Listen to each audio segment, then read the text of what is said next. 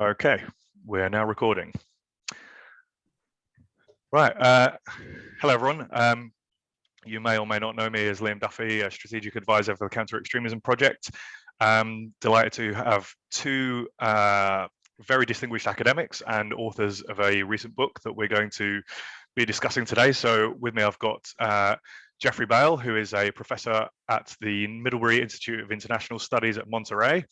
And I've got Dr. Tamir Baon, who is a professor at the Tec de Monterrey Institute of Technology and Higher Education, but that's the Monterrey in Mexico, not the one in California. So we will be talking about your book, gentlemen, but before we do that, could you just give us, in a nutshell, who you are, anything I've missed in your introduction, any interesting things that people should know about you? Okay, as you mentioned, my name is Jeffrey Bale, and I'm basically a person that studied medieval Islamic, Middle Eastern, and Central Asian history at the University of Michigan. I got my BA there, and then I transferred later to the University of California at Berkeley for graduate school. I got my PhD in modern European history. So I'm a historian, but my primary focus for some time now has been on extremist groups, various kinds of ideological extremists, and particularly the violence-prone ones. And I would say my primary focus has been on right-wing extremism of various kinds, which would include not only neo-fascist groups, but also and other kinds of paramilitary right-wing groups, components of the radical Western right, but also Islamism. And apocalyptic millenarian groups and cults and things like that. So pretty much any kind of extremism, I find it interesting and intellectually fascinating. And you know, some people would say, well, how can you study these things? They're so depressing and so forth and saying. That's why I say it's a dirty job, but somebody has to do it. But then I'm actually laughing because actually I don't find it a dirty job. I find it a lot of fun. So just one other thing, I'm not just a boring conventional academic. You know, I'm a lifelong countercultural rebel, one of the first shaggy-haired rock and rollers in the mid-'60s, and one of the first hippies, and then one of the first punk rockers in the '70s. And so I'm pretty much a totally anti-establishment person. I don't like authoritarianism or authority. I don't like groupthink and conventional morality. I don't like moral puritanism of any kind. And it doesn't matter whether it's coming from the left, right, or the center. I'm opposed to all that. So that's just my general attitude, to always be a contrarian and to resist consensus thinking, because I think consensus thinking tends to often be shallow. And once it hardens into an orthodoxy, then it's even worse than just shallow thinking. And then it becomes almost coercive in some ways. So. Okay, well, I'm going to be an authoritarian in running this this discussion and making sure we get through all the points. So sorry to say that, but I can see an earring and a Ramones t-shirt just that's right, cropping into the picture as well. So yeah, certainly not unconventional for an academic, shall we say? Tamir, do you want to tell us a bit about yourself? Sure, Liam. Thank you very much for having Jeff and I. I'm a professor researcher at the Tec de Monterrey in Mexico. My physical campus is in the city of Querétaro. It's a World Heritage City. And I was actually born in Israel. And from Israel as a kid, I went to Canada, grew up in Canada. Although I love soccer and Liverpool much more than ice hockey. And I got my BA and MA at York University in Toronto in political science. I actually did my MA thesis on anti-Semitism in France. And then I did my PhD at McGill University. I studied French right-wing intellectuals, a movement called the Nouvelle Droite, or the French New Right, and their links to metapolitics throughout Europe and beyond. And from that, I wrote a book called Where Have All the Fascists Gone? And then another book on the French New Right called Rethinking the French New Right. In recent times, I've also been interested in the alternative right or the alt-right. And I've written some pieces, particularly in Thesis 11 in 2021 on the alternative right. What I object to often is the labeling of the alternative right as white supremacist. I think that they're more linked to white nationalism, in fact. And I'm interested in general in extremism of all persuasions, in terrorism.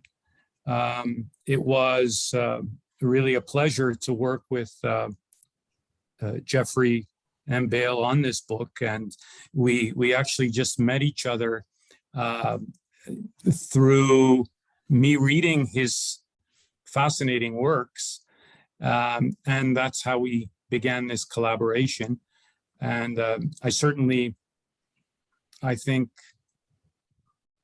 have probably never learned so much, particularly about extremist movements as working with Jeff, and come to realize how difficult it is to study extremist movements, and how important it is, in a sense, to, when you're engaging in research, to look at a wide diversity of perspectives, something that we criticize in Fighting the Last War, where we actually are arguing that the perspectives on the radical right are increasingly limited, increasingly ideological and partisan. And hence let's get to that in a moment. Let's get to that. We'll get there. Don't worry, we'll get there. Well, thank you for your introductions and some information on yourselves. And yeah, Tamir, I think the first time we met, you had a Liverpool shirt on and were trying to enjoy a Liverpool match, and I kept distracting you by talking to you about boring things like extremist and terrorist groups. So sorry about that. That's quite okay. They're playing today again, but I don't have the game in the background. So okay. Well, if I see your attention going like that, I know what's happening. Okay, so actually, yeah, sorry to interrupt you, but I think let's we'll get to your book. So the reason we're talking today is because you have published a book called Fighting the Last War, which you just mentioned, with the subtitle Confusion, Alarmism, and Partisanship in the Literature on the Radical Right. Have I got that correct? That's the title of the book? Confusion, Partisanship, and Alarmism. Okay, sorry. Okay, so Fighting the Last War, Confusion, Partisanship, and Alarmism in the Literature on the Radical Right. So I guess my first question to kick this off, gents, is are you white supremacists? Because surely that is the only motivation for wishing to write such a book. Well, I can understand why somebody would, in the current insane, polarized, witch hunting climate, anybody who tries to be reasonable about these kinds of subjects is automatically going to be suspected of the worst. And so let me just be completely clear about this. Although we're very critical of the partisanship and alarmism in the literature on the radical right, that certainly doesn't mean that we're in any way sympathetic or supportive of the radical right. I mean, when people ask me what my politics are, I like to say, well, I hate 90% of the right, I hate 90% of the left, and I'm not too wild about the apathetic center. So that's kind of my view. I don't like extremism of any kind. I mean, I find it fascinating. Don't get me wrong. I find it fascinating because I've been spending decades studying it. But I don't like extremists in the sense that I don't like their effect on politics. So I'm opposed to any kind of political extremism or religious extremism. I don't like any kind of political violence. And it's very important from my point of view to protect and preserve civil liberties, and especially individual freedom, and above all, free speech. So I would say that I'm opposed, as I might have indicated before, to any kind of authoritarianism, any kind of extremism, or any kind of moral puritanism that has the effect of restricting personal freedom or restricting freedom of speech and freedom of expression.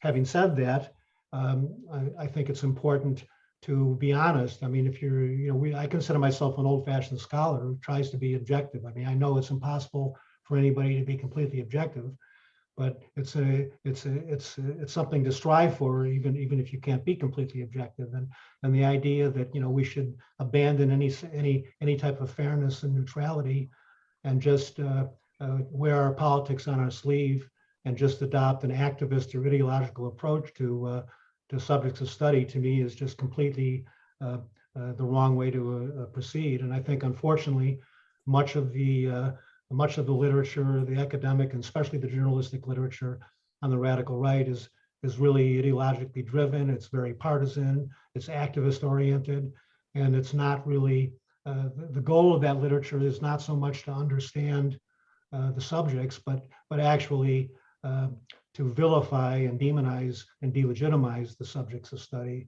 which is really an inappropriate way to approach any kind of scholarly research. I mean, imagine if you were studying like a primitive tribe in the highlands of New Guinea, and you started out like hating them, and you just went there and were doing field work amongst them, and then you looking for every negative thing you could possibly find, and exaggerating every negative thing, and not making any attempt to actually understand the people, to empathize with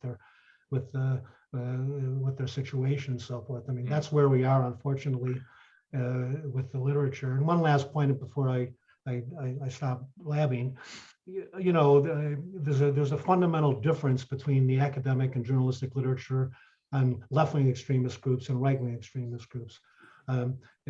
Left-wing extremist groups, most of the people in academia are on the left. That's just the reality of it. Study after study has shown that 90% of the professoriate today in the humanities and the social sciences is left of center, and frankly, Tamir and I are left of center in the sense that we're classical liberals, so we're not on the right. But in academia, there's an increasing number of people who are radical leftists. I mean, there's no other way to characterize them, and so this is reflected in the tone of the literature. If you contrast the literature on left-wing extremist groups, it tends to be very sympathetic, almost apologetic, whereas the literature on right-wing extremist groups is almost universally hostile, negative, and defamatory.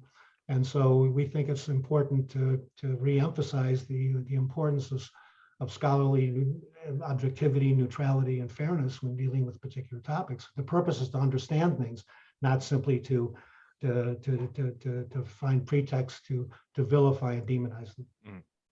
So, I'll ask this as a follow-up question, turning towards Tamir, but both of you can jump in. So some of the things you said there, I know for a fact that some of the people who work on this subject would say, well, why the hell can't we vilify and demonize and delegitimize like that? They would say it's impossible to be neutral on fascism, right? As you said, it's impossible to be completely objective or neutral in many ways anyway.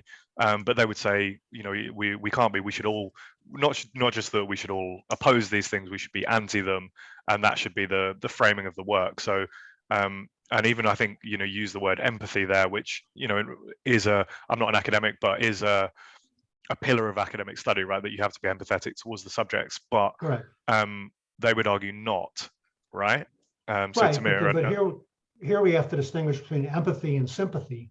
When one is studying particular historical protagonists, one has to, in order to understand them properly, one has to empathize with them. In other words, one has to view the world from their perspective and walk in their shoes, quote unquote. That's a different thing than sympathizing. Sympathizing means you sympathize with those with their views and sympathize with their causes. And nobody's suggesting that people should be sympathizing with the radical right in terms of their causes. But it's also the case is, if you're going to make the argument that, well, why shouldn't people oppose the radical right? Well, yeah, politically as a citizen, you might oppose the radical right, but that doesn't mean that you adopt an overtly hostile attitude when you're trying to do research on them. And then if you're going to make that argument, why not say, well, okay, why shouldn't we oppose communist groups, Leninist groups and Trotskyist groups and Maoist groups who, communists have killed vastly more people than fascists. Why shouldn't we adopt a hostile attitude toward Islamist groups, which are engaged in religicide, killing huge numbers of people in various parts of the world? In other words, the point is, if you're going to be adopting that perspective, well, then at least you should be applying it to every kind of dangerous extremist or to every kind of authoritarian or totalitarian regime. You know, you shouldn't be apologizing for one and then demonizing the other, which is unfortunately what we see too often now in academia. Okay, so I feel like we're probably skipping ahead for the people who maybe haven't had a chance to read the book or hear about the book a little bit. So, Tamir, can you give us a summary of the central thesis of your argument? I mean, it's a bit of a giveaway in the title and given what we've just discussed now, but you guys essentially felt compelled or felt moved enough to write this really impressive piece of work and cataloging of various academic studies and media coverage on this subject. You obviously were so deeply uncomfortable with the research and the literature and a lot of the media coverage. What are you trying to say instead? So, if I may, we have a number of points that we want to make in fighting the last war. So the first one is that the threat posed by fascists, Nazis, or other kind of elements of the radical right have been exaggerated since the end of World War II, particularly by factions of Western governments, by academia, the mainstream media, increasingly today by activist watchdog groups and the radical left, which together can be referred to as, we argue, the radical right threat industry. The second main point that we're making is that if you really look at the threat of genuine neo-fascist and neo-Nazi groups, they're essentially unpopular. They're essentially stigmatized and marginalized in practically every Western society. Now, there might be an exception when we're looking at radical right-wing groups, perhaps in Central and Eastern Europe. The third point that we want to make is that neo-fascist and other right-wing paramilitary groups have exerted a minor influence or constituted a serious security threat to democracy only in the period of the Cold War, when they were in fact recruited and trained and equipped and covered by Western secret services. The fourth point that we make in our book is that we continue since 1945 up to the Trump phenomenon beyond to hype and to exaggerate the threat of fascists, Nazis, white supremacists, and others of the radical right and far right. And we argue by doing that, we're actually making a mistake because we're minimizing a greater threat, both for Western societies and certainly for the Muslim world, that is the threat of Islamists, and in particular jihadists. A fifth point that we make in the book is that there are double standards and outright hypocrisies in treatment of different types of extremists. And part of the reason for this is that the overwhelming majority of Western academics are in fact embracing radical left of center ideologies.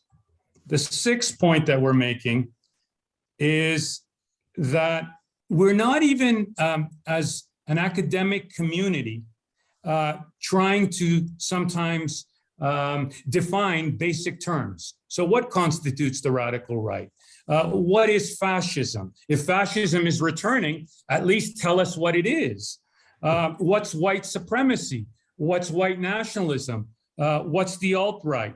So the misuse and abuse of these terms is something that we look at in our book. And the misuse and abuse of these terms has a lot of uses. One of the uses, we argue, is to delegitimize essentially conservative and right of center and other dissident perspectives within liberal democracies that are increasingly becoming problematic in terms of defending a wide variety of perspectives, in terms of defending free speech. So those are essentially the major points that we make.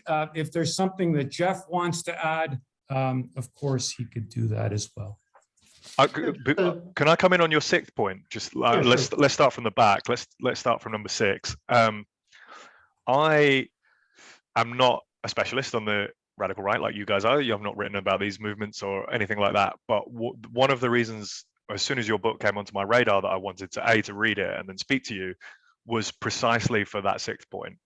That I am really, really concerned about the way in which, because of the lack of consensus definitions, that these terms are being misused and abused, particularly since what we can call the populist backlashes, 2016, Brexit, Trump, Gilets jaunes.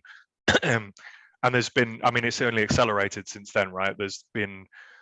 There seems to be, we're almost at the point where anyone who has a decent enough platform, who's kind of deviates from a fairly narrow consensus, is at risk of being painted as far right, or mainstreaming the far right, or a purveyor of disinformation, or an extremist, a gateway to extremism. I mean, after certain attacks recently that we've seen, and we have obviously seen some really awful and horrific right-wing terrorist attacks in the last few years, but after those attacks, it seemed to be as wide a net as possible was being cast to take in populists, to take in conservative commentators, to take in national conservatives, to take in Republicans, Brexit voters, Gilets jaunes leaders, and now it's, I mean, one of my real concerns about this is it seems that we've got like extremism experts and things that almost seem more comfortable talking about like Jordan Peterson or Sam Harris and Joe Rogan than talking about actual fascist and neo-Nazi groups. And like the gulf between these people seems to be completely swallowed, and they're all getting painted as, a time ago it was probably far right, and then it became alt-right, and now they're all these different shades and movements, and people are white supremacists, right? And then that's the reason that I fundamentally am concerned about the direction that we're heading in. Well, and rightly so. But I think we need to make the point. It's not just people who are right of center who are being smeared and vilified with these kind of labels. Pretty much anybody who's any intellectual dissident now who's opposed to globalist elites.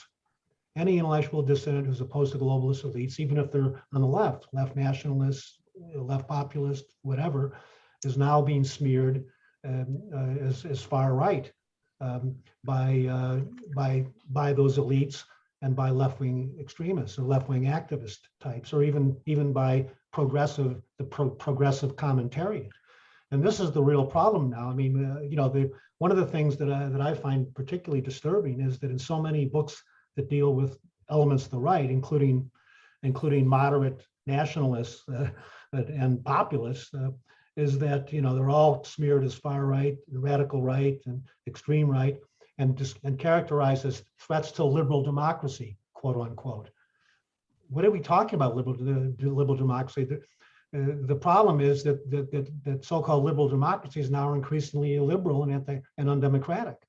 The problem is we've got globalist elites who are unresponsive to their own citizens, who seem to have contempt for most of their own citizens, who make decisions that harm their own citizens. And when people legitimately oppose those elites, I'm talking about regular working class people and regular middle class people, the default option now is to automatically smear them as being right wing. It's just totally unfair. And it's and to characterize the types of governments that we see in the West as liberal democracies as if they really were liberal and democratic in the old sense of the terms is really false. I mean, look at the behavior of Trudeau in Canada, the crushing of a workers' movement there. Look at the authoritarianism of the Biden administration, the most authoritarian administration in my lifetime in the United States.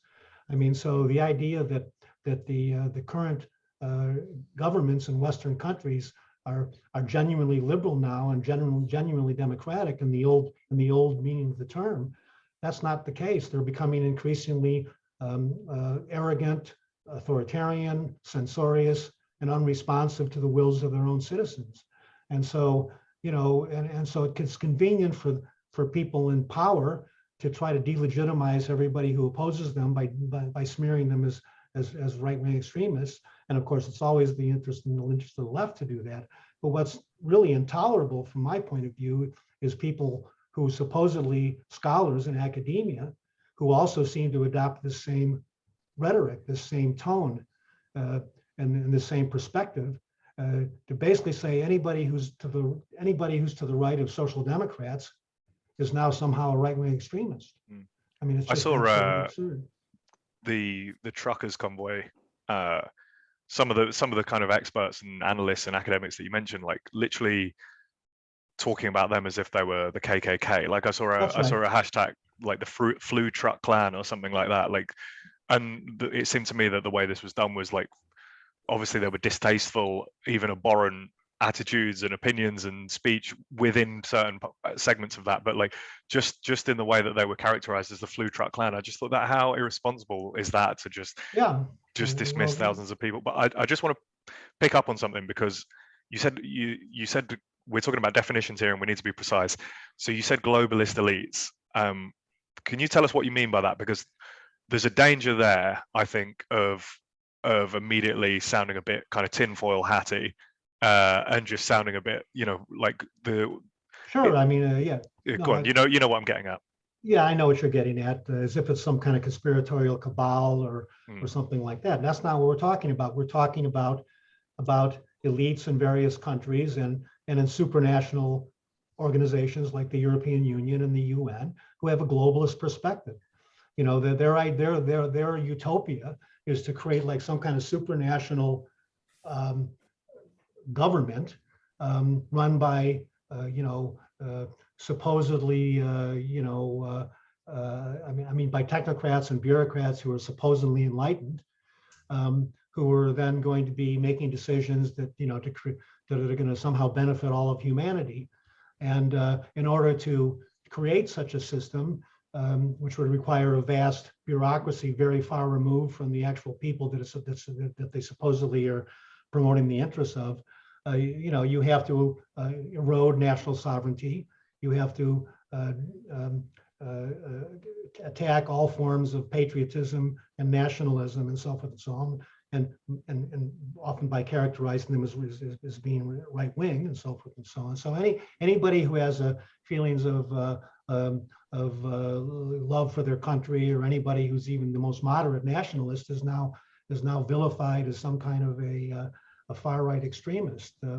And because these people, it's like this elite of people, this relatively small number of bureaucrats and technocrats and their financial backers who think that they know best for everybody. They have the attitude that they're the smart, educated people who know best how to organize the world and how to manage the world. So they want to create a managerial state, which makes decisions and micromanages everybody's lives. Well, most people in the world don't want to have their lives micromanaged by some distant bureaucratic managerial state, especially when it's unelected. I mean, look at the EU, it's not elected. The UN isn't elected. And so why should people feel that it's okay for people who they don't even elect and who are very far removed from their concerns and their interests, who are making decisions supposedly on their behalf, and oftentimes those decisions actually harm it. I mean, think of what the United States, just to take an example, we have a bipartisan elite, Republicans and Democrats, the establishment of the United States, that have promoted policies that have destroyed the middle class in this country, destroyed the high-paying jobs of the working class. I mean, they've shafted the majority of the American people for decades. And now people are finally sick of it, and they're saying, okay, we don't like that. And so somebody comes along with a populist message, says, I'm going to listen to you. These elites are corrupt. We've got to drain the swamp. People are going to go, yeah, that's a good idea. That doesn't make them right-wing extremists. It makes them concerned citizens who've been frankly screwed for decades, and who finally reached the point where they're not going to take it anymore. And I don't see anything wrong with that. So I'm talking about particular policies that are promoted by people in power. That's really what we're talking about. It's the imbalance of power, isn't it? It's like it's if you think that these supranational bodies are legitimate, that's your case to make, and you can stand on a platform that that advocates for them, right? But I think it's like you said, now we're getting to the point where there's that imbalance of power where if you seek to oppose that platform, you are excluded from the power That's right. brokering, and you're delegitimized on the basis of being, an extremist or far right. Tamir, have you got anything you want to come in on what we've been going back and forth on? Let me just add one more thing. And yeah, go for it. Once somebody's characterized in that way, is characterized as some kind of extremist or an anti-democratic extremist, which is what they're trying to do, then that provides a justification for censorship, which is, by the way, dramatically increasing in the West. And now we've got a partnership between political elites and the big tech companies. I mean, the political elites are actually pressuring big tech companies to censor people's speech now. So we've got growing censorship, we've got growing deplatforming, we get demonetizing. We're heading, we could very well be heading toward a kind of social credit system in the West, where anybody who's a dissident thinker, anybody who engages in who promotes ideas that are considered, that are in opposition to the values of regnant elites is viewed as some kind of a dangerous person who should be punished. I mean, that's where we're heading. So to me, I don't call that liberal democracy, that kind of behavior. And I think that, well, the three of us are screwed if that comes true. Huh? The three of us are screwed if that comes true. Yeah, we're totally screwed, but so what? I mean, do you want to be a person? Let's say that happens. Let's say the worst happens. I mean, I don't know that the worst is going to happen. I think we're moving in this direction. But if the worst really does happen and dissidents end up really being severely punished, or who knows what, I mean, I would rather be a person who stood for my principles than a person who went along who compromised my principles and became part of a coercive apparatus that was taking away the freedom of millions of people. Sorry, Tamir, I was going to bring you in, but this is a question for both of you. On that point, you're accusing others of being alarmist. Are you being alarmist? I don't think so. I think, I mean, sure. Right now you're asking us, and so we're trying to make a certain kind of a case. But I think the indications, I think we've been moving in a very dangerous direction in Western countries for quite a long time now, and it's accelerating. It's accelerating dramatically. In the United States, things have gotten so much worse since 2016, with the hysterical response of the establishment toward the election of Trump, the hysterical response of British elites toward Brexit, the hysterical response in some European countries toward the rise of national populist movements. I mean, we're seeing growing authoritarianism, we're seeing growing censorship, and then with the COVID lockdowns, we see even there's another pretext for elites to institutionalize extremely authoritarian and coercive policies, ostensibly for the public good. But that's the point, that people have to understand that authoritarians always justify everything they do as supposedly in the interest of the public, of the common good, right? They never say we're just doing it for our own selfish interest. Authoritarians always pretend that every repressive measure that they adopt is somehow for the benefit of the society. And there's an assumption, isn't there, that authoritarians are just doing it for power, and they know that they're just doing it for power. But actually, people can believe this. People can believe that there is a real, rising tide of fascism that needs to be repressed and censored. Anyway, sorry, Tamir, I'm going to bring you in now. No, I mean, to answer your question, Liam, I don't think that we're being alarmist. I think what we're actually trying to do is to expand the level of debate in academia on the subject of the radical right. Correct. That is the aim of the book. And so if it appears sometimes to be alarmist, that's not necessarily the intention. The intention is to create a space to challenge consensus thinking on the way academics and the press have actually written about the radical right in a way that is so homogenized. And we do cite certain scholars that we think are doing a far better job, precisely because they take the extremists of the radical right or other extremists, they take them seriously. They bother to interview them. They bother to chart out their worldview in a comprehensive fashion. And in a sense, they bother to give them a fair hearing. And those people that you cite have had a hard time for doing that, haven't they, from the academic community? I mean, I think that if you bother to read their works, like people like Zucchetto or people like Teitelbaum or Pasieka that we cite, I think that you'll be surprised at how interesting their works are, precisely because they in fact engage in some sort of empathy towards their who they're studying. And we, you know, Jeff, I think, made that distinction earlier, and that's important to reiterate. Empathy is not sympathy, right? We're interested in cracking down on extremists as well, but of all types of extremists. And we make it very clear in the book that where there are extremists that perhaps someday should present a more serious threat, we need to do all we can at the level of states to engage in surveillance against them, to infiltrate them, and to crack down on them. But that's not what we're talking about. We're talking about an academia that frankly is full of itself, that frankly is interested in simply listening to a message that is an activist message and that has nothing to do with real scholarship. Yeah, I would say increasingly regurgitating an activist message in an activist perspective. And I think that's the problem. I mean, you know, the reason why we study extremism is because we're concerned. Number one, because we find it interesting and we want to learn more about these ideas, because frankly, I think extremist ideas are much more interesting than mainstream ideas. Mainstream ideas tend to be boring.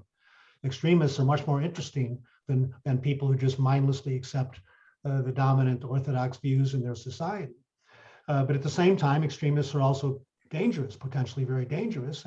But in order to understand what they believe, in order to assess the danger that they present, you have to do real serious research on them. And that means you've got to read primary source materials. I'm a historian. You know, I mean, to me, the most important thing is comprehensively examining a wide range of sources, and that means I spend most of the goodly part of my time reading the sources written by extremists, and I read all kinds of other primary sources. You know, parliamentary investigative reports, judicial materials, other kinds of primary source documents. I mean, that's how you really can. That's how you can reconstruct events that occur by examining the primary sources in the most comprehensive way imaginable. So the point is, you need to not only examine the materials that are produced by extremists, but as Tamir was saying, I mean, if you're in the position to interview them, you should be interviewing them too, to find out directly from the horse's mouth what their actual beliefs are. I mean, why would you go to somebody who's an opponent of somebody to find out what those people believe? If you want to understand what somebody believes, you talk to them. You don't talk to the people who are their political enemies. Like if I was going to examine the radical left-wing groups, I would talk to leftists directly. I would read all of the materials produced by various components of by particular components of the radical left that I was doing research on. I wouldn't ask right-wing people to explain what these people believed or try to get all my information about radical leftists from people on the right. I mean, it just is an absurd way to. That's not a way to do research. I mean, it'd be like asking, if you want to understand communism, like in the 1950s, you only read the sources from the John Birch Society or something. I mean, why would anybody adopt a perspective like that? And yet, this is the perspective that people often who study the right do. I mean, at least academics tend to read some of the materials produced by the right, but oftentimes people on the left, they just recycle slanderous material from other left-wing sources, or they just select quotes out of context from right-wing groups, like a gotcha quotes, to try to as a way of generating hysteria and delegitimize them. I read an article in the aftermath of the Jan 6th. Let's not get into that, whatever you want to call that, but what happened on Jan 6th, terrorist attack, insurrection, coup, whatever, let's not get into that. But I read an article in the aftermath of it that in one of the real leading journals, magazines, I think it was, and it talked about the scourge of white supremacy being a global threat or something like that, and it connected Bolsonaro in Brazil, Orban in Hungary, the Gilets jaunes and Le Pen in France, Brexit in the UK to Jan 6th, and these actual white supremacist groups like the KKK. Yeah, and exactly. I just thought, how on earth does this pass for analysis? But this kind of stuff is like kind of memed into the discourse, right? Which, like, people say it enough, there's a rising threat. There's a rising threat of this, of white supremacy, far right, fascism, stuff like that, and you just connect all of these various movements. Like, sorry, but I'm not a specialist on this, but I know that Viktor Orban was not elected for the same reasons that there's a Klan rally in South Carolina or something. Of course not. Yeah. No, it's absurd. I mean, this is the kind of quote unquote analysis that has now become so commonplace, where you essentially label everybody as like a white supremacist or a Klansman or something like that. Even when you're talking about people with radically diverse political views and radically different national context, social context, and radically different historical context, and somehow you're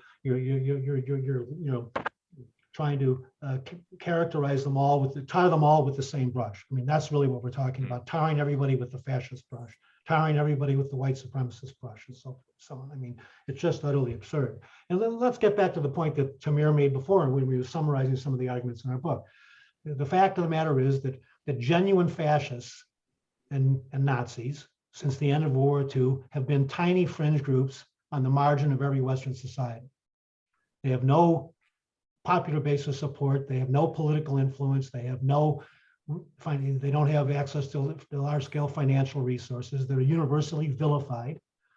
Now, so when you're talking about genuine fascists and genuine Nazis, we're talking about tiny little groups with a few hundred or at most a few thousand members. Maybe in Eastern Europe, there's some exceptions where there might be some larger groups.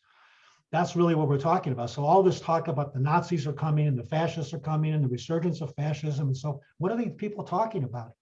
In 7 decades, these people have never managed to mobilize a mass movement. They've never managed to threaten the incumbent regime in any serious way. I mean, it's like hysteria. It's like, remember, people used to make fun of the hysteria during the 50s about communism, like a red under every bed and so forth. And now we got a fascist in every closet, and there's hidden fascists everywhere. So, I mean, it's just all complete, utter nonsense. And I like to claim that I coined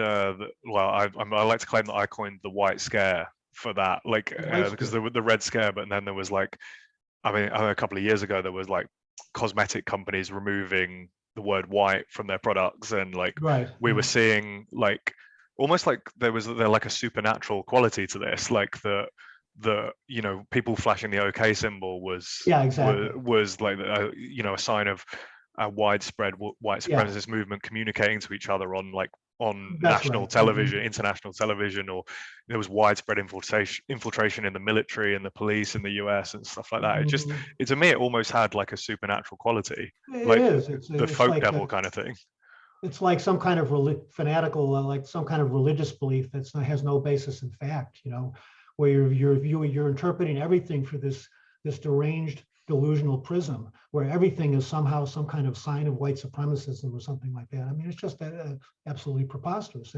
And getting back to the point that Tamir made, as we've said, the only time that fascists exerted any political influence, genuine fascists and Nazis exerted any political influence, or had any kind of represented any kind of genuine threat to democratic states, was when they were recruited by factions of the Secret Service to wage dirty wars against communists, ethno-nationalists, and other so-called subversive groups. And that happened in Italy, it happened in Spain, It happened in Belgium. It happened in various Latin American countries.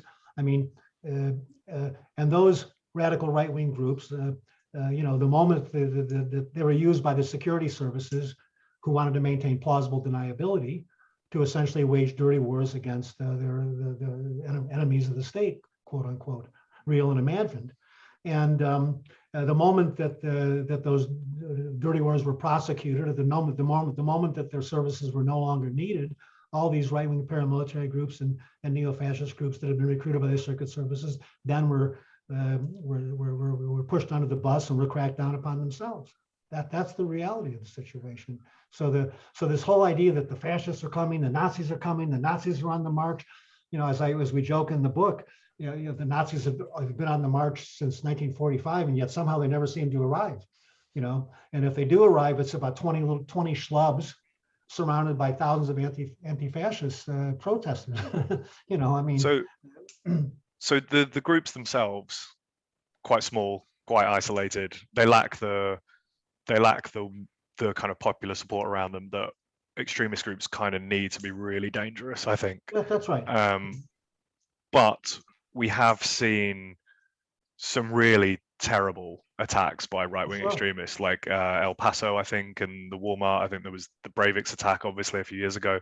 There was the Christchurch massacre. So we have seen genuinely, mass casualty terror attacks from people who would, how they would describe themselves probably differs from case to case, but broadly conceived they could be considered extreme right-wing terrorists, right? Absolutely. So what about that? Where does that factor in? Look, I would say nobody has done more work than I have on reconstructing the history of actual right-wing terrorist networks in the post-war period.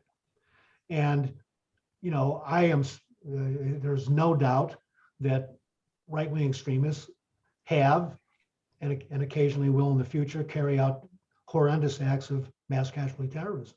Nobody's denying that. And that is in fact a potential threat. That's a potential threat. I mean, most of the people who do these things, though, turn out to be individuals who are radicalized and cross the threshold of violence without any kind of group support, or members of small cells who plot attacks and carry them out. So these people represent a danger, and the security agencies of various countries need to be monitoring extremist groups and monitoring radicalized individuals, and try in an effort to try to prevent these things. So nobody's minimizing the loss. We're not trying to minimize the potential threat of individuals or small groups of terrorists, and we're certainly not minimizing the innocent people, the loss of the innocent lives of innocent people. So that's not what we're saying. I mean, we fully recognize, and we have a law. In fact, in our book, we talk about virtually all these cases. We mention virtually all these cases to illustrate various points that we're making. On the other hand, we make the obvious point that the most dangerous radical right-wing group in the world is Islamism, and by far the most dangerous security threat posed by the radical right is the threat posed by jihadist groups. That's a statistical fact. I mean, they've killed vastly more people throughout the world than have people who could be called fascists or people in the domestic Western right. And there's just simply no comparison if you look at the body counts. And so what we find so ironic is that at the same time as there's this ongoing exaggeration of the threat by tiny groups of Western right-wing extremists, or small cells of Western right-wing extremists, which sometimes do in fact constitute a serious threat.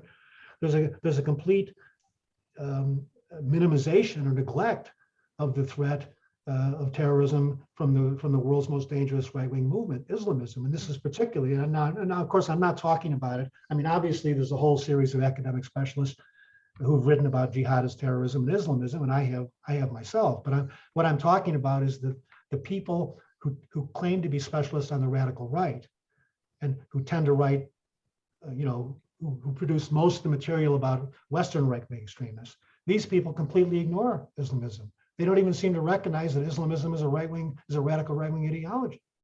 I I mean, it's just the mind truly I think boggles. a lot of them object to the term Islamism as well, which I've Pardon? had. A lot of them object to the term Islamism, even, which I've had squabbles with a bunch of people over. But in fact, let's come to that. So you've an entire chapter of the book is dedicated to the minimization, the neglect of Islamism in the literature on the radical right. Right.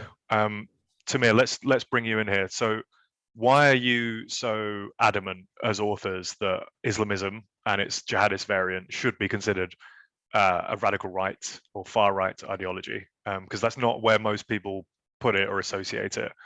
I'm thinking particularly of certain academics a few decades ago who would have said that Hamas and Hezbollah are in parts of the global left and things like that. And I think that's where people put it. So why are you so adamant that this is important, that this needs to be where they're situated? Tamir, if you can jump in on that one. Sure. So in our estimation, Islamism is a radical right-wing ideology in the sense that it's violent, it's imperialistic, it wants to conquer the entire world for Islam. It wants to put under its ambit all cultures, all peoples, all ethnicities under its domain. It's very clear if you look at just the official slogan of the Muslim Brotherhood, if I can read it. And this is supposedly a mainstream organization that's allegedly allegedly conservative, allegedly increasingly nonviolent. Listen to the slogan: Allah is our objective, the Prophet is our leader, the Quran is our law, jihad is our way, dying in the way of Allah is our highest hope. In our estimation, I mean, this is without a doubt a kind of conquering, imperialistic, and a radical right-wing ideology. So are those defining characteristics then, in your view, of radical right ideologies, that they're imperialistic, and is that the variable? Is that the defining characteristic? No, no. I mean, you obviously you can have left-wing imperialism and communist imperialism and so on too, and violence and everything like that. That's not the fundamental issue. Is that Islamism is a type of Islamic fundamentalism. And religious fundamentalist groups are considered to be on the right. Everybody recognizes that Christian fundamentalists are on the right. Everybody recognizes that Jewish fundamentalists are on the right. Everybody recognizes that Hindu nationalists and Hindu fundamentalists are on the right. And yet somehow when we're talking about Islamic fundamentalists and the most politicized variant of Islamic fundamentalism, which is Islamism, people don't seem to recognize that they're on the right. I mean, why wouldn't they be? And if you look at the actual content of Islamic doctrine, and we spent a lot of time in that chapter explaining exactly why Islamism falls into the radical right, because it essentially opposes every characteristic that one associates with the European Enlightenment, which is considered the origins of the left-right have to do with Enlightenment values as institutionalized later in the French and American revolutions versus the counter-Enlightenment. All the fundamental values and beliefs of Islamism would fall into the right-wing category by any objective assessment. So the idea that Hamas and Hezbollah are part of the global left, I mean, that's like a complete and utter delusion. It's the legacy of that, like the anti-imperialist lens, isn't it? It's the fitting them into this anti-imperialist worldview that that obviously right. certain ideologues were happy to try and position themselves on as well. Exactly, but just because you're imposed to Western imperialism, real or imagined, doesn't make you a leftist.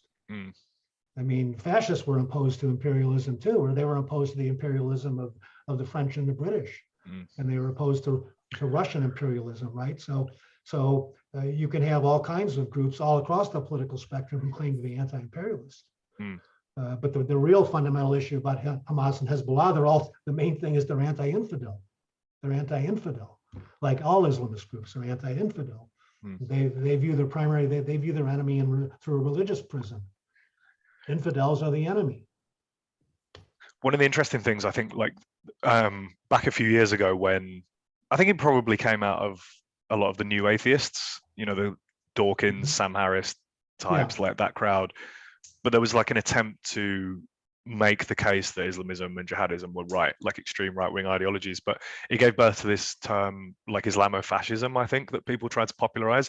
But you guys reject that, right? You don't think that's an appropriate absolutely. criteria. I mean, we defined fascism in a very precisely, and fascism is a secular revolutionary ideology.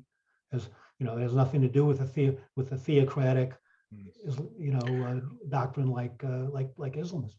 It was almost just trying to put a dirty word attached to it, right? I think that was That's right. was kind of the In other words, some people also were trying to have used Islamo-communism as like try to associate it with communism, because it is a totalitarian ideology. This is the comparison. Islamism is the third of the major totalitarian ideologies in the 20th century. The first being communism, the second being fascism, and the third being Islamism. So they're all totalitarian ideologies, but they have a very different doctrinal content. And so to call something Islamofascism is completely misleading, because it confuses and conflates two completely different ideologies. But like, as you say, some people will use the term in order to delegitimize Islamism, by somehow associating with fascism.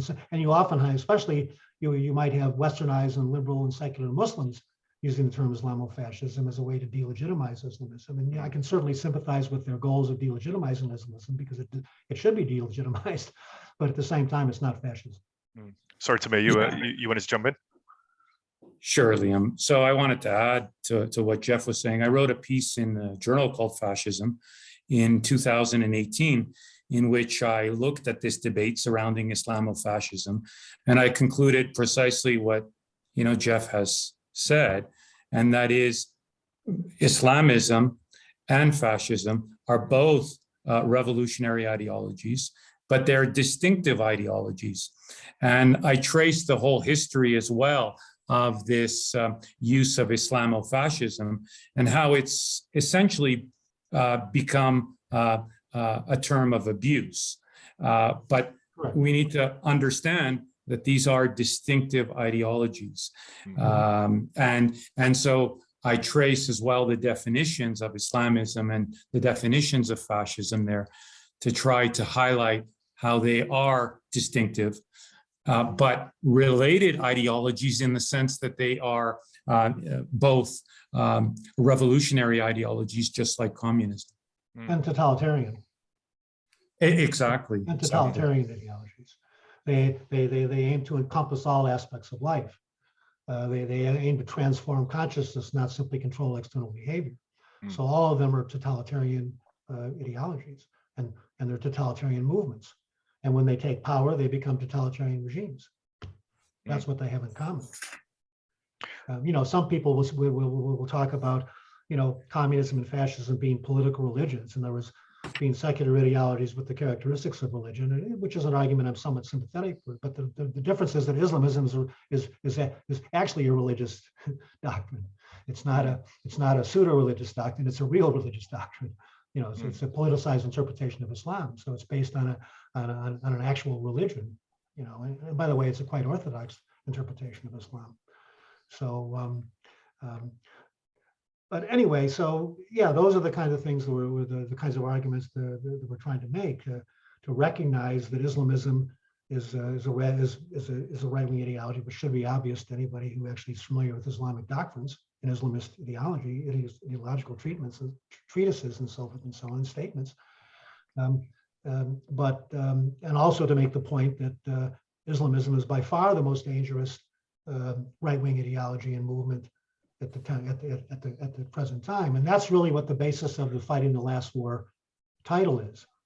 The people who are concerned about the radical right are still stuck back in the 1930s in the interwar period, thinking that the main danger from the radical right is coming from old-style fascist and Nazi groups, and that's just completely false. Yeah, and it prevents, from my point of view, somebody who would genuinely like to read good and interesting analysis on this, it prevents that. I mean, this is way down the list of the problems that we talk about when we talk about the censorship, increasing authoritarianism and repression. Like, obviously that's way high, but just from being an interesting perspective, I don't want to read an article where the latest like populist politician or movement is just, oh well, the analysis here is they're all white supremacists or they're all fascist. Yeah. I want to really understand what they are and who they are and what they believe and what where they're coming from, and that might be with a view to countering them further down the line, but it's just not, it's fundamentally uninteresting when all you've got to say is they're just fascists.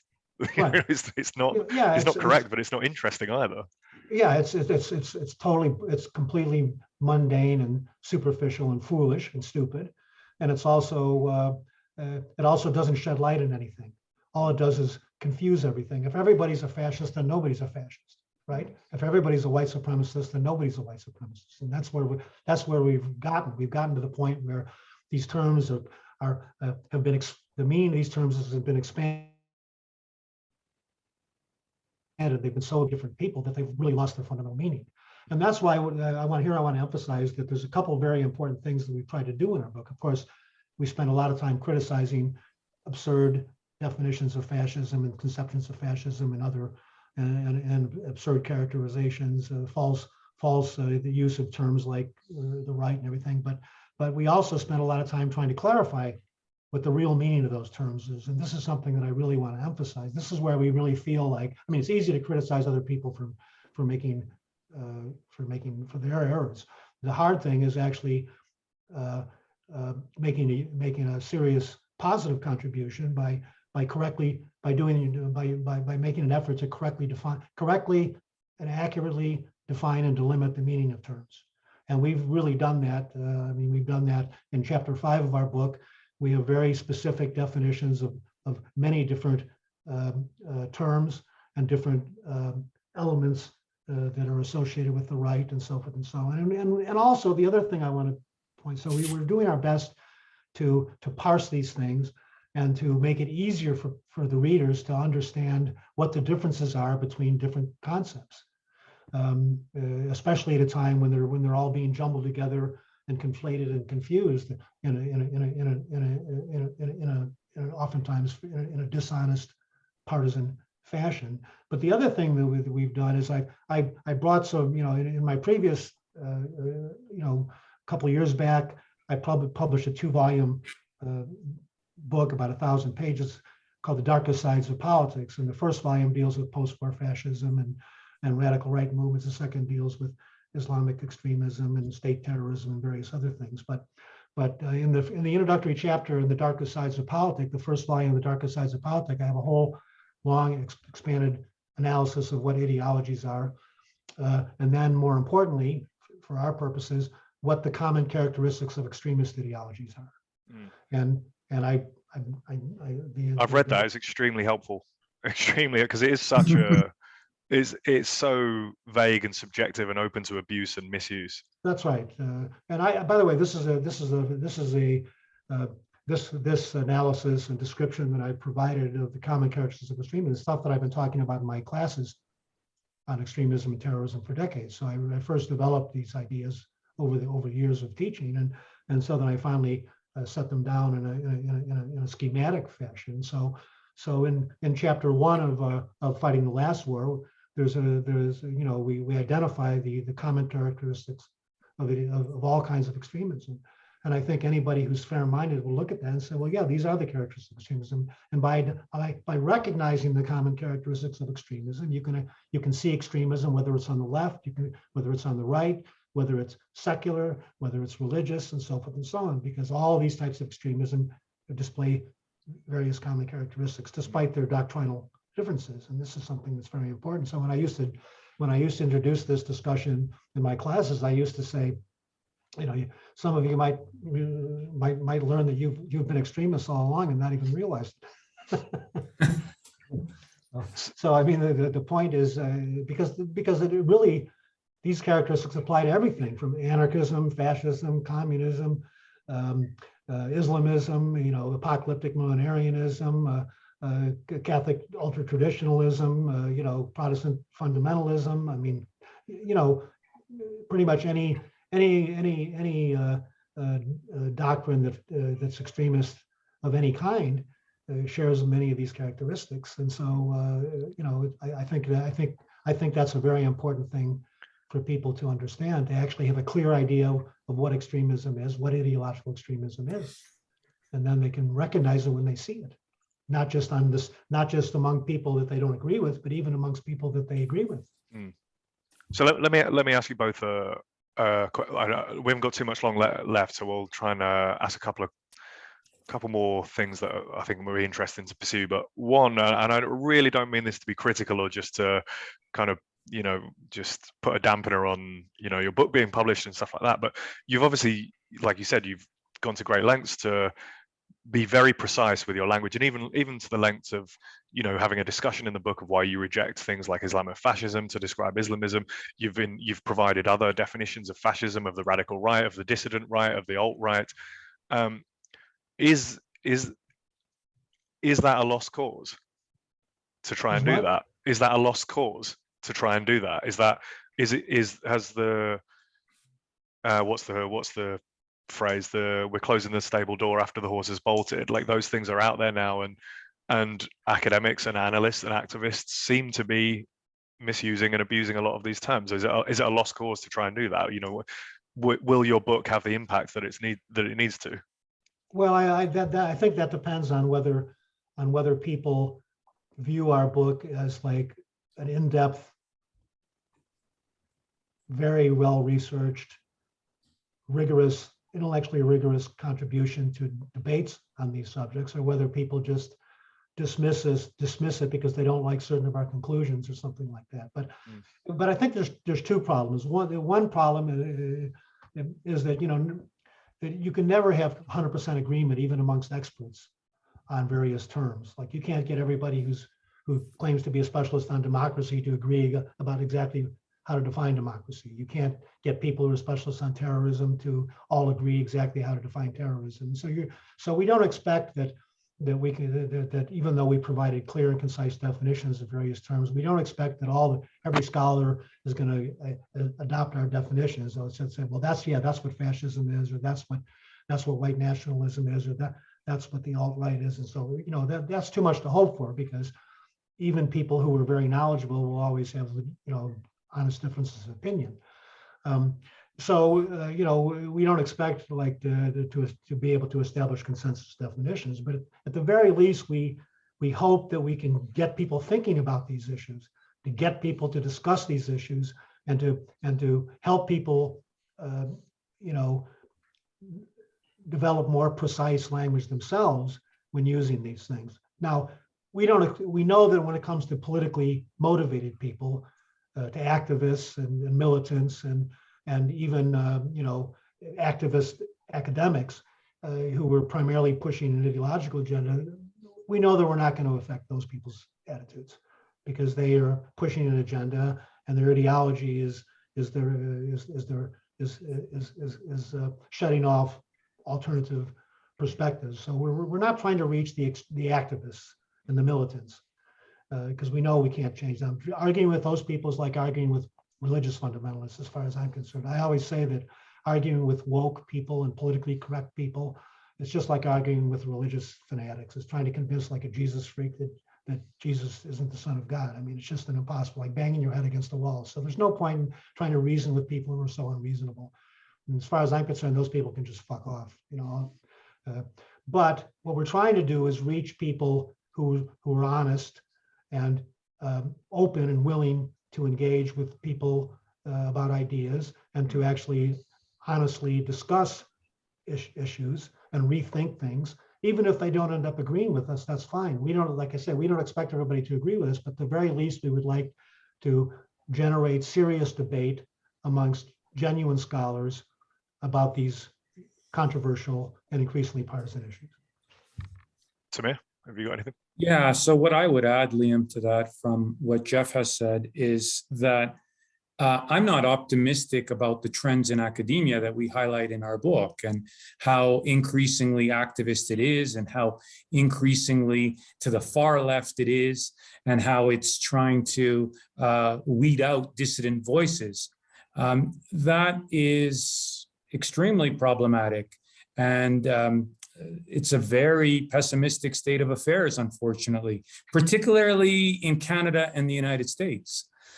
But what I hope with our book, Fighting the Last War, happens is that I hope some people read it and read it seriously and look at it for what it is.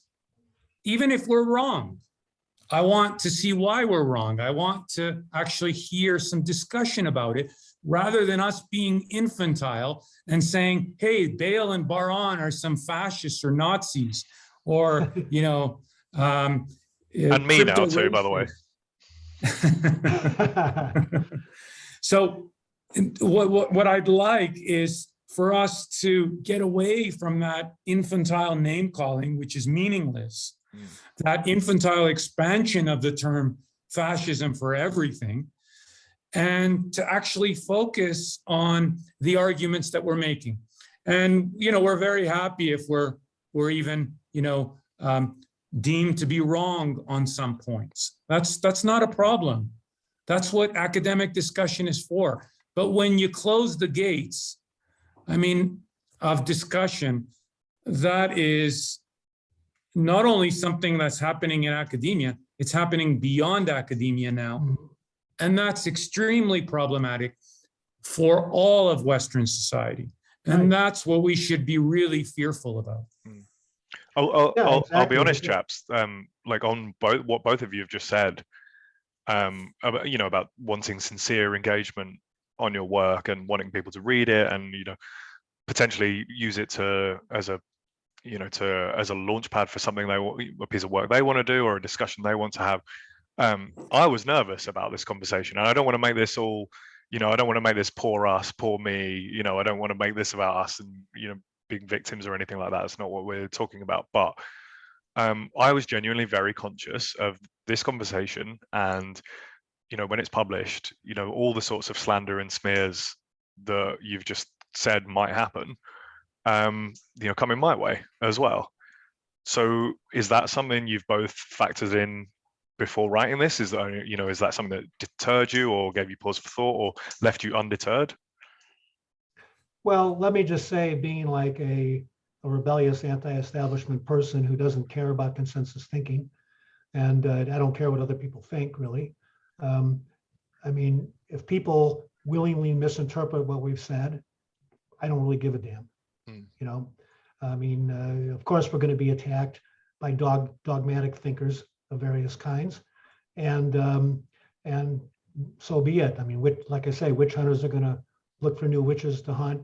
Haters are going to hate, and all that kind of stuff. Cancelers are going to try to cancel, but, you know, I don't really care about those people. I don't care about fanatics, and there's nothing I hate more than censors and people who try to suppress opinions they don't like.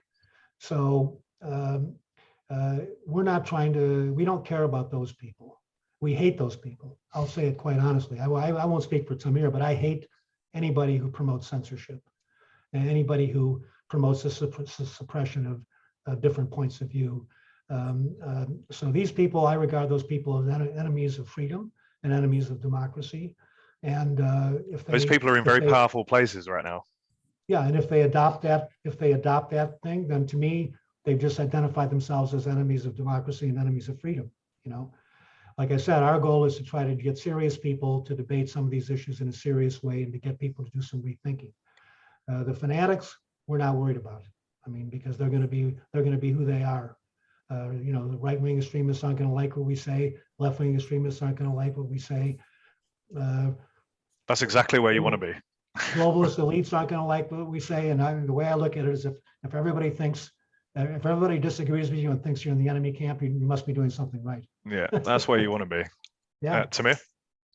Yeah, I mean, I'm sorry that we're bringing you here along, Liam, and hey, I reached out to you. It's my fault. Yeah, and you know that there could be potential backlash against you, and not only Bale and I. But you know what? it's to others as well. That backlash is going to be towards others and other dissident thinkers of whatever kind of methodological or political stripe. So frankly, I mean, I don't care about that either. One of the biggest values for me is when I got into academia, I love this idea that this was a big cafe. Like literally, like it was a huge cafe. Like I imagine a French cafe where you could actually talk about anything and you could have unrestricted discussions about anything. It didn't matter if it was immigration or abortion or the Russian invasion of Ukraine or the radical right. Isn't that wonderful? I mean, that is an incredible invention. And that's what stimulated me so much to get into academia and to see that people want to cancel now because they don't like particular points of view is, I won't use the word hate, but yes, they are enemies of freedom. They are opportunistic and they are extremely problematic for the health of Western civilization and liberal democracies. Yeah. So I think we need to get that back. I don't know how that's going to happen. I don't know how we're going to recapture kind of the spirit of discussion. I want to talk to a far leftist. I want to talk to someone who's on the far right even. I don't really care. I want to talk to a radical ecologist or a radical Islamist, so long as that they're not using violence. Right. And we seem to have a problem with that. Mm-hmm. And for example, we say in our book, what if a fascist who formerly advocated the use of violence says, I don't want to use violence, but I'm still in favor of fascist ideals. And I want to play by the parliamentary rules of the game. We should look at ourselves in the mirror and say, we should allow that person into the political debate. We've certainly done this with former terrorists. We've certainly done this with communists. So why wouldn't we do it with a fascist who renounces violence? And I think that's where you start to get at the heart of whether, our institutions, academia, our liberal democracy is actually serious about a real exchange of ideas that benefits the public at large, or let's say that benefits academia, and that is of use ultimately to people who vote in a democratic system. And remember that voting in a democratic system is about the alternation of power. How can you have the alternation of power if you don't have conflicting views, even radically conflicting views? That's right. So I'll leave it at that, and I hope that our book is at minimum read and becomes a springboard for a greater discussion on these subjects of the radical right and extremism. Yeah. I think that's what both of you have just said there is a fantastic note to go towards the end. I say go towards the end because Jeffrey, it sounded like you wanted to make one final point, but I just have one very brief thing to say, if I may. I just think that it's important for people to stand up against dangerous anti-democratic trends, which are omnipresent now in academia, and also spreading out into the larger society. There's increasing ideological conformity, increasing suppression of dissent, increasing punishment of people who engage in wrongthink and things like that. And people have to stand up against that. I mean, we've already allowed the situation in academia to reach a very dangerous point. And now it's spreading elsewhere in society. And somebody has to take the risk of speaking out, because as I said in our afterward, we have to oppose people who are waging a war against reality. A war against reality. and a war against people who are trying to point out reality and highlight aspects of reality. And if otherwise we're going to end up with Lysenkoism. We're going to end up with Lysenkoism, which is where I think we're already at with respect to a lot of issues, where people are basically saying blatantly and obviously false things, but expecting everybody to agree with them about it. I think we can't let that happen. I think one of the reasons, just to wrap up, if I can be so brash as to offer one of my own thoughts, but one of the reasons that I'm so pessimistic about the situation now comes back to what we talked about in the first part, but also you just touched on, is about that there is an increasing backlash against pretty unpopular policies in the Western world that is attempting to take place at the ballot box in a lot of countries and has been successful at the ballot box in various places. But what's happening is, we said, there's obviously been this radical inflation of who or what is considered a fascist or a far right, and what I see happening is an increasing backlash against those unpopular and fairly narrow policies that do advance a very narrow set of interests of a very particular class. And there will be more, let's face it, a more working class and lower middle class backlash across the West that will be increasingly delegitimized as far right and fascist. And then things will come to a head. It's like, I've said this before, but it's like, you didn't like Trump, it's like, wait for the sequel. Like, you keep trying to suppress and repress what are fundamentally class interests. And I think Michael Lind has written really well on this, the founder of the New America think tank. It's just you keep repressing and keep suppressing and keep censoring. There's going to be an even uglier and worse backlash. So it's just like, even if you think that these presuppositions are right, it's going to be counterproductive in the long run. No, that's absolutely right. I mean, if you keep delegitimizing democratic opposition, if you keep smearing and vilifying and denigrating and censoring democratic opponents of the system and intellectual dissidents, you're going to eventually radicalize people. You're going to make people more and more angry, more and more alienated, and more frustrated, and you're actually going to end up creating violent extremists. And that's the dynamic generally. They always say that if you make change, peaceful change, impossible, then you're laying the groundwork for more violent, potentially revolutionary changes. And unfortunately, our clueless elites don't seem to understand anything about history. They're fighting the last war, as you say. They're fighting the last. They better take their heads out of their asses, because right now what we see is there's a growing delegitimization of Western systems, and if it keeps up, I think ultimately they're already moving in an authoritarian direction, and I think they're going to descend even further into authoritarianism. And when that happens, they'll be completely delegitimized, and then God knows what the result will be. Won't be pretty though. No. Well, gentlemen, I think we're just about out of time. Any final thoughts from Tamir or Jeffrey?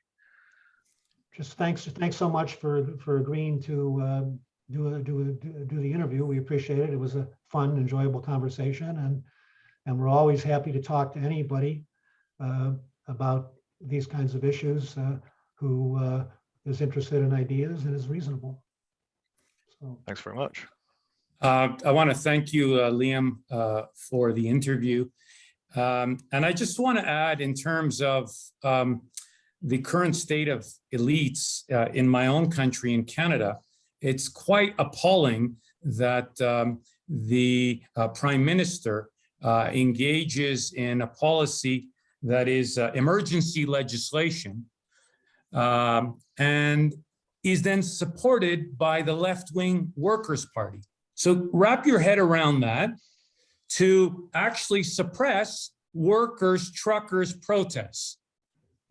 And that the Conservative Party and the Quebec separatists are the ones that oppose it. So this, I want to present that because I think the landscape is changing in terms of right and left. and who we think is really defending freedom, is really defending unrestricted discussion, is really defending the workers. Right. And that leads to one final point, and that is, I think that the left-right division is not the fundamental political divide anymore. I don't think that the left-right division. I think in many ways it's obsolete. Agreed. To me, the most important division now is between globalists, left and right, and anti-globalists, left and right. That's the primary political fault line, is between left and right-wing globalists, which would be progressive globalists and corporate globalists, and left and right-wing anti-globalists.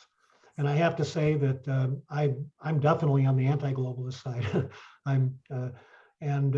To me, that's the key fault line, not the left-right division. So. Which, if I dare say, sounds a lot like it comes back to class again. Which we could have a whole other hour conversation on that. But I think hopefully we've given anybody who listens or watches this plenty of food for thought, and we hope that people can engage in a sincere manner. And if you think Jeffrey, Tamir, or I are wrong, no problem with hearing that. But let's continue the discussion, like you said. Thanks, gentlemen. Okay, thank you so much, Liam. Appreciate it.